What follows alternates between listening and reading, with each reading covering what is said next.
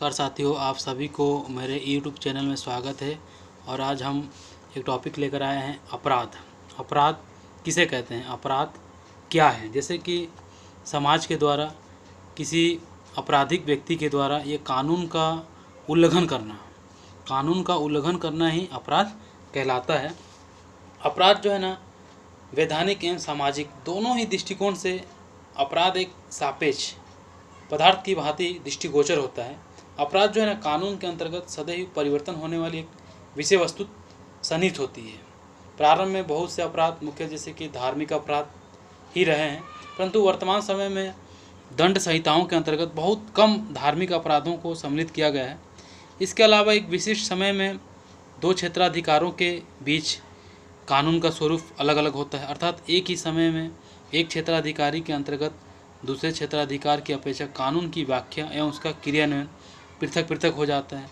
अपराध इस अर्थ में भी सापेक्ष है कि अपराध का जो स्तर क्या है, उसका परिवेश किस रूप में होता है, जिसके अंतर्गत रहकर उसे कानून का उल्लंघन किया है, उसी को हम अपराध कह सकते हैं। मान लीजिए कि कौन व्यक्ति अपराधी है और कौन नहीं है। जैसे कि ये प्रश्न भी अत्यधिक जटिल और माना जाता है।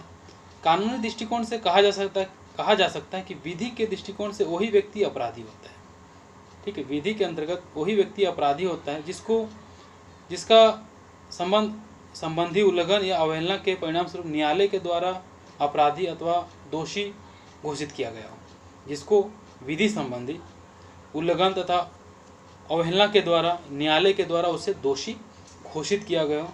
दूसरे शब्दों में हम ये भी कह सकते हैं कि वैधानिक रूप से वह व्यक्ति अपराधी कहा जाएगा जो कानून का उल्लंघन करता है। ठीक है, उसी को हम अपराध कह सकते हैं। देखते हैं उसकी कुछ परिभाषाएं हैं। अपराध की परिभाषाओं में जैसे कि टार्ट का कहना है अपराधी जो है सामाजिक विष्टा और मल है। अपराध क्या है, एक सामाजिक विष्टा और मल होता है जिसमें उत्सर्जित पदार्थ की संज्ञा दी गई है।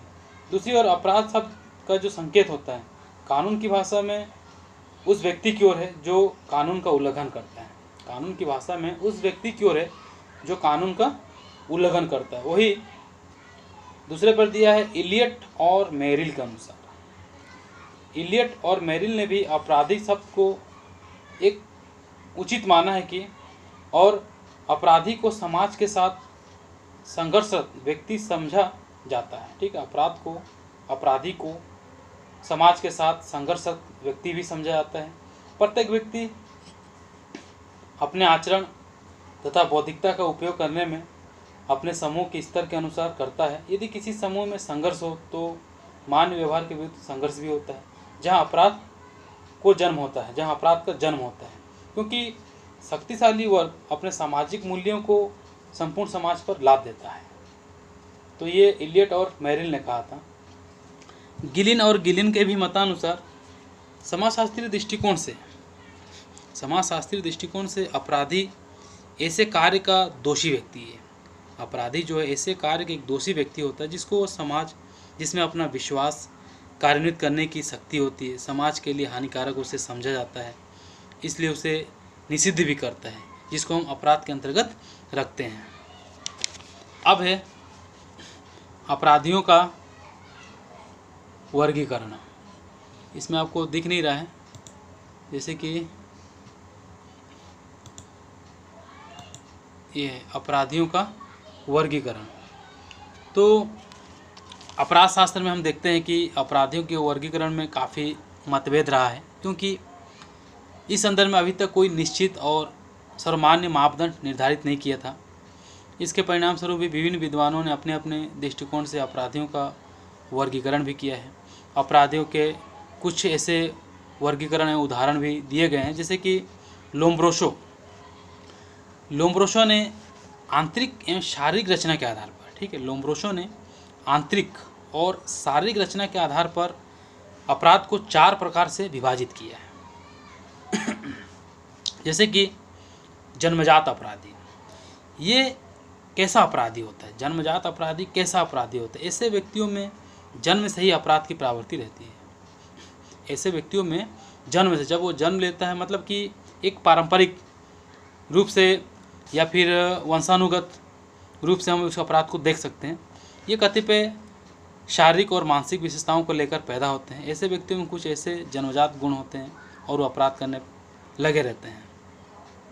फिर हो गया अपस्मारी या फिर पागल अपराधी। अपस्मारी या फिर पागल अपराधी, इस प्रकार के जो अपराधी होते हैं मानसिक रूप से क्या होते हैं, असामान्य तथा मानसिक विकारों से ग्रस्त होते हैं जो अपराध करते हैं। फिर तीसरा हो गया आपका आकस्मिक अपराधी। आकस्मिक अपराधी मतलब इस प्रकार के जो अपराधी होते हैं वो विशेष परिस्थितियों में, ठीक है, इस प्रकार के जो अपराधी होते हैं विशेष परिस्थितियों से विवश होकर अपराध कर बैठते हैं। विशेष परिस्थितियों से विवश होकर जो अपराध करते हैं उसको हम आकस्मिक अपराधी कहते हैं। फिर हो गया काम अपराधी। इस प्रकार के जो अपराधी होते हैं अपनी काम भावना के फलस्वरूप उत्तेजित होकर अपराध कर बैठते हैं। इस प्रकार के जो अपराधी होता है अपनी काम के भावना के फलस्वरूप अत्यधिक उत्तेजित होकर अपराध कर बैठते हैं।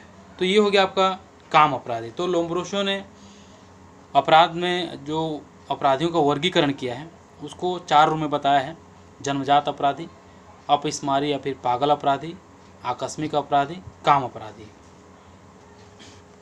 फिर आपका गैरोफिलो का वर्गीकरण। जैसे कि गैरोफिलो ने भी अपराध शास्त्री में मनोवैज्ञानिक दृष्टिकोण से अपराधियों में 4 प्रकार का उल्लेख किया है। जैसे कि विचित्र अपराधी अथवा हत्यारा अपराधी, इस प्रकार के भी अपराधी होते हैं। भयंकर अपराधी जो भयानक अपराधी करते हैं। बेईमान या असत्य अपराधी, जैसे कि कोई झूठ मूठ बोलकर अपने कार्य करवाने में लगे रहते हैं, या फिर आपका विश्वास जीतकर आपका विश्वासघात करते हैं, या फिर पैसे लेकर अनेक प्रकार के असत्य कार्य करते हैं। तो इस प्रकार ये क्या होता है, बेईमानी और असत्य अपराधी के अंतर्गत आते हैं। और हो गया लंपट अपराधी, ये भी जन्मजात की तरह होता है, जो व्यक्तियों का मतलब कि 3, 4, 5 काम करते रहते हैं समाज के अंतर्गत, एक दलाल के रूप में कार्य करते रहते हैं, तो इसे हम लंपट अपराधी के रूप में कह सकते हैं। फिर आपके अंतर्गत हेज कृत वर्गीकरण। हेज ने भी अपना वर्गीकरण दिया है। जैसे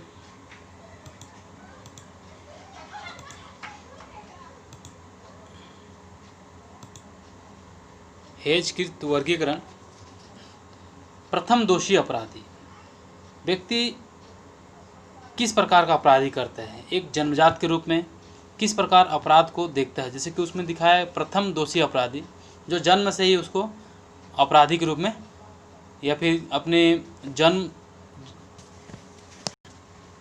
शुरू में ही जो कार्य को करता है वो एक अपराध के रूप में करता है। फिर हो गया एक आकस्मिक अपराधी। जैसे कि मैंने आपको बताया था, इस प्रकार के जो अपराधी होता है विशेष परिस्थितियों में विवश होकर भी करता है। वही आदतन अपराधी। अपराधी क्या है, व्यक्तियों का एक आदत बन जाता है, अपराध करना उसकी एक आदत बन जाता है, तो इसको हम आदतन अपराधी करते हैं। और दिन रात वो अपराध करते रहता है, आए दिन अपराधी कार्य ही करता रहता है, क्योंकि वो उसकी आदत बन गया है। फिर हो गया पेशेवर अपराधी। ये एक ऐसा अपराध होता है जो लोगों का एक पेशा बन जाता है, अपराध करना एक उसका कार्य बन जाता है। फिर सदरलैंड कृत वर्गीकरण। ठीक है, सदरलैंड कृत वर्गीकरण, इन्होंने भी अपराध को 3 श्रेणियों में विभाजित किया है। सामान्य अपराधी, इनको निम्न वर्गीय अपराधी भी कहा जा सकता है। इस श्रेणी में हम अपराधी रखे जा सकते हैं जो कि कानून के द्वारा निषिद्ध घोषित है। ठीक है, जो कि कानून के द्वारा उसे निषिद्ध घोषित किया गया है। क्योंकि इस प्रकार के अपराधों को सामान्य निम्न वर्गीय व्यक्तियों के द्वारा भी अधिक किया जाता है, इसलिए इस श्रेणी को निम्न वर्गीय अपराधी भी कहते हैं।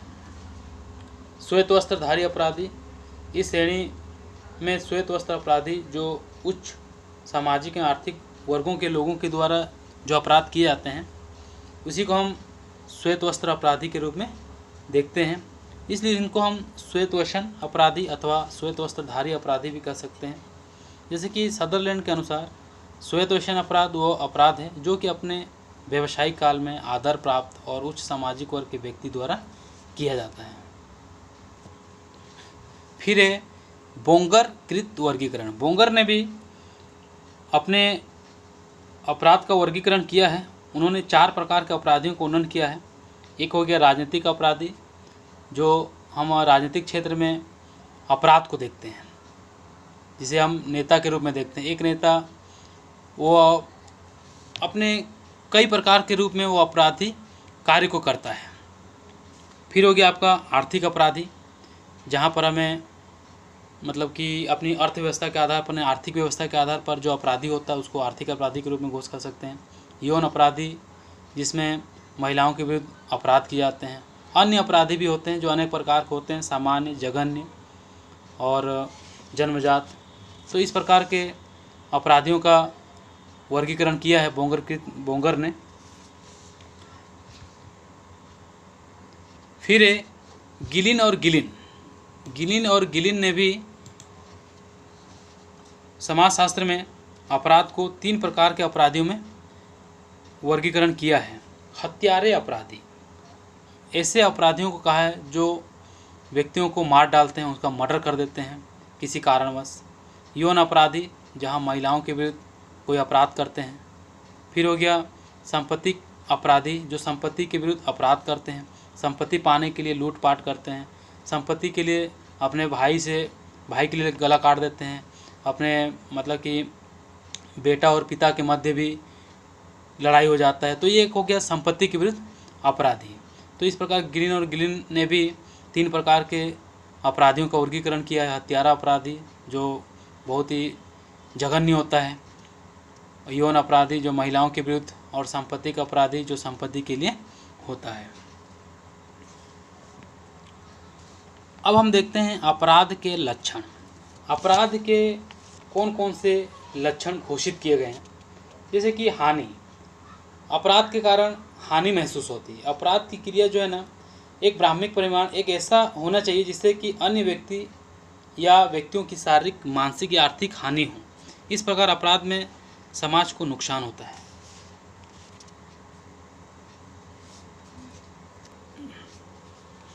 फिर हो गया क्रिया, जब कोई व्यक्ति आपराधिक क्रिया ना करे और अपराध करने का केवल मन में विचार ही रखे, तब तक इसे अपराध नहीं माना जाएगा। ठीक है, अपराध के लिए सोच लेना ही पर्याप्त नहीं, अपराध के लिए सोच लेना ही पर्याप्त नहीं, इरादे या विचार का जो क्रिया के रूप में ब्राह्मिक प्रकाशन भी आवश्यक होता है। तो ये अपराध के लक्षण होते हैं, क्रिया भी एक अपराध के लक्षण होते हैं। कानून के द्वारा निषेध, कोई भी कार्य तब तक अपराध नहीं माना जाएगा जब तक कि उस देश का कानून उसे अवैधानिक घोषित ना करे। कई बार एक कार्य समाज की दृष्टि से असामाजिक होते हुए भी यदि कानून ने उसे स्वीकार किया है तो अपराध नहीं माना जाएगा। अंतर्जातीय विवाह सामाजिक दृष्टि से साधारण अनुचित माना जाता है, किंतु कानूनी दृष्टि से अपराध नहीं है। इसलिए जब तक देश के प्रचलित जो कानून होती है यदि किसी व्यक्ति को दंडित घोषित ना कर दे तब तक उसे हम अपराध के रूप में नहीं मान सकते। फिर हो गया अपराधी उद्देश्य। अपराधी निर्धारण में अपराधी उद्देश्य एक महत्वपूर्ण पहलू होता है। जानबूझकर इरादतन किया हुआ कानूनी विरोधी कार्य अपराध है। अनजाने में बिना इरादे के या भूल से किए हुए कार्य को हम अपराध तो मानते हैं, किंतु उतना गंभीर नहीं जितना कि पूर्व इरादे से किए कार्य को मानते हैं। दंड निर्धारित, ये भी दंड निर्धारित करते समय भी न्यायाधीश इस बात को भी ध्यान रखते हैं कि अपराधी द्वारा जो अपराध जानबूझकर किया गया है ये परिस्थितिवश अथवा अनजाने में है कि नहीं, तो सभी चीज़ों को ध्यान में रखकर वो न्याय का फैसला करते हैं। उद्देश्य और व्यवहार में सहसंबंध, जैसे कि अपराध के लिए अपराधी उद्देश्य के साथ ही क्रिया का होना भी आवश्यक है। ठीक है, जिसके लिए अपराध के लिए अपराधी उद्देश्य के साथ ही क्रिया का होना भी आवश्यक है। उद्देश्य विहीन या क्रियाविहीन उद्देश्य अपराध नहीं होगा। उद्देश्य विहीन और क्रियाविहीन उद्देश्य जो है अपराध नहीं होगा। दोनों का जो प्रकाशन होता है साथ साथ होना चाहिए। व्यवहार और हानि में सहसंबंध, हानि और व्यक्ति का व्यवहार भी सहसंबंधित होना चाहिए।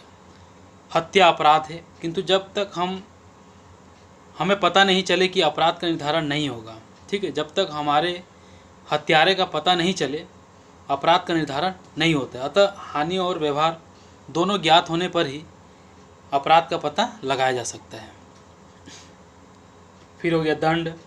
अपराध करने पर राज्य या समाज, अपराध करने पर राज्य या समाज अपराधी को दंड देता है। ये दंड जो है ना शारीरिक कष्ट या जुर्माना आदि के रूप में भी हो सकता है। दंड के भय से ही कानून का पालन होता है।